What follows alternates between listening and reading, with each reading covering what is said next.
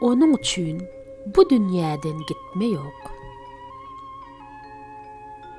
Türkmeniň edidläp, ey görýän şahyry Gurban-Nazar Ezizow 1940-njy ýylyň mart aýynyň 1-nde Ahal welaýatynyň Gökdepe etrawynyň Söğütli obasynda dünýä inip, Aşgabatda göçüp gelenlerinden soň Aşgabatdaky 29-njy orta mektebi, soňra hem Magtymguly adyndaky Türkmen Döwlet Uniwersitetiniň Dil Edebiýat bölümini tamamlaýar.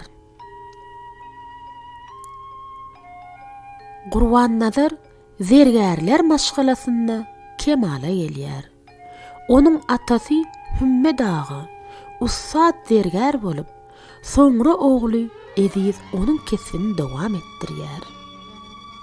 Ol hem öz gezeginde bu käriň iňçe sirlerini ýalňy zürýady Gurban-Nazara açýar.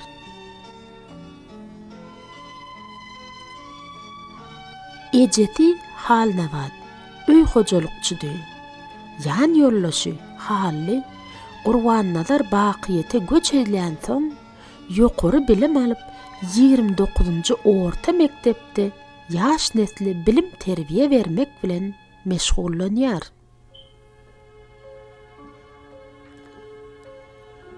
Gurban-Nazaryň 4 gyza gözü düşüp aramyzdan gideniniň ýany 1975-nji ýylda ogly Serdar dünýä inýär.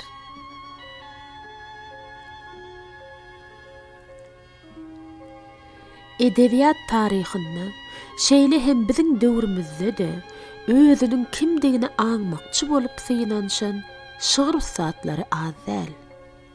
Ady, eserleri ýaşlarymyzyň dilinden düşmeýän, aramyzdan juda irgiden görnükli şahyrymyz Gurban-Nazar Ezizow hakynda makalalar, goşgular, oý pikirler metbuat sahypalarynda kän çap edildi.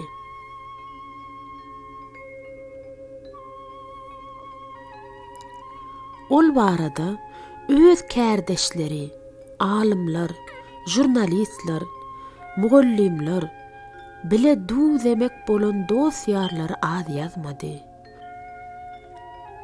Ýöne Gurban-Nazar barada daşyndan ýazylan oý pikirler dälle, onuň özüniň kimdigini aňjak bolup eden synanşygy, özü hakda galdyran ýazgylary, setirleri, sözleri, niçikse kelamlar ka we olary şeýle ýazmaga nähili esaslar bolluka.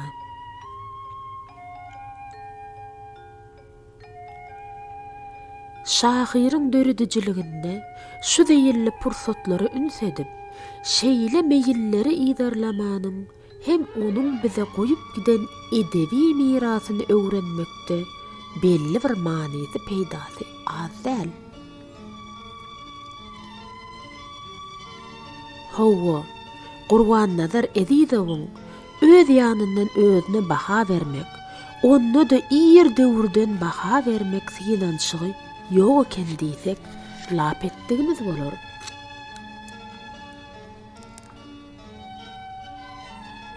Özüni tanamagy synanşyk meýilli Gurban-Nazar Ezizowda juda pesgöwnlük we esewanlyk bilen kelç-külçsiz tebiği suratda ýüze çykýar we okujuny anandyrýar. Eýsem, şahyr şimdi 18 ýaşynda ka 1958-nji ýylda öz gündeligine bellän ýazgysynda aýdýan zady beýik Pragynyň turgullydylar goşgusyny ýatladýandygyna garamazdan ýedekçe şahyryň durmuşynda bolup geçen ahwalatdygyny betumanlyk etmek, günäsini götermek bolmazmydy näme?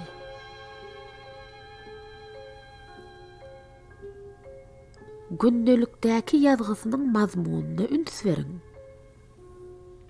Öten akşam düşüme poeziya bağı girdi. O yerde meniň öňümden bagwan çykdy. Poeziya bagyndan bir gülü ýolup döşüme dakdy.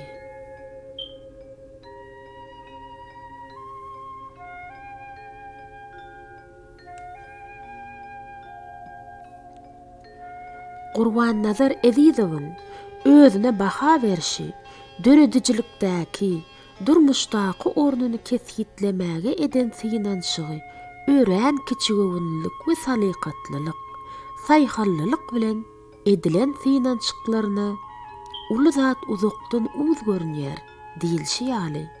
Innenni şahyryň aramyzdan gideli bäri ençeme ýyl geçen soň hassa aýdyň göz ýetirýärsiň.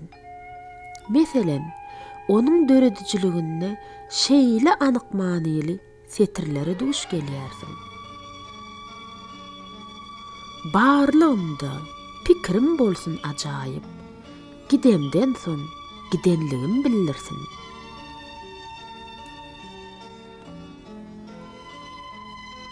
Mälim bolşy ýaly, Gurban-Nazar neresse bir päladan näge hanyň güllesinden giň sahrada wefat etdi.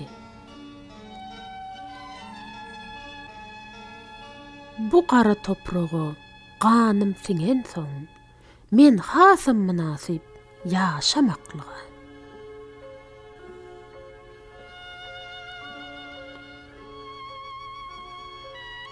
Ýaşanyňy juda diýer bu dünýä diýen giň gerimli pikir döredijiliginden eri şargaç bolup geçýän Gurban-Nazar Ezizowyň edebi mirasynyň üstünden wagt geçdikçe gymmaty artýar, manysy çuňlaşýar, şuglasy hasýeti rewş alýar. Barlygy, manyly ýaşamagy, gözelligi, insanperwerligi, ata watany, ene topragyň ýazy göz görküni usatlyk bilen wasbeden hem wagt ünneweden her bir benniniň setiriniň mazmuny has aýdyň açylyp täsiri gitdikçe ýitileşýär. Pikir öwrüş çeper usulynyň öz boluşlulygy, ajaplygy barha açylyp gidýär. Özüňi bagtly say, bir ajap pursat. Sen begenip bilseň, adaty zada. Giderin, uzakdyr ýollar. Söýerin, işlärin, ağlap gülerin. Kim men? Näme? Gadim dünýäň ýüzünde. Men bulary ölemden soň bilerin. Ýöne şu ýerde bir pursady aýratyn notamaly. Türkmeniň uly şahyry, Türkmenistanyň halk ýazyjysy, magtymly bayragynyň eýesi Gurban-Nazar Ezizow, ozoly bilen gözelligiň, ruhy belentliligin, bagtyýarlygyň, söýgüniň, insanperwerligiň, päkligiň, halallygyň, watanperwerligiň, insan mertebesiniň aýdymçysydy. Dünýäniň her gülünde men seni görýän, şonuň üçin bu dünýeden gitme ýok. Pasyllar, aýlar, ýyllar aýlanyp dursa, jahan gülleri her baharda täze gunça döwüp, täzeden gör kaçýar. Baharyň ilkinji güni dünýä inen Gurban-Nazar şahyryň döredip giden gyzyla verimsiz eserleriniň manysy hem göýäki täzeden açylýar. Şonuň üçin bu uly şahyra, onuň beýik ruhuny bu dünýeden gitme ýok.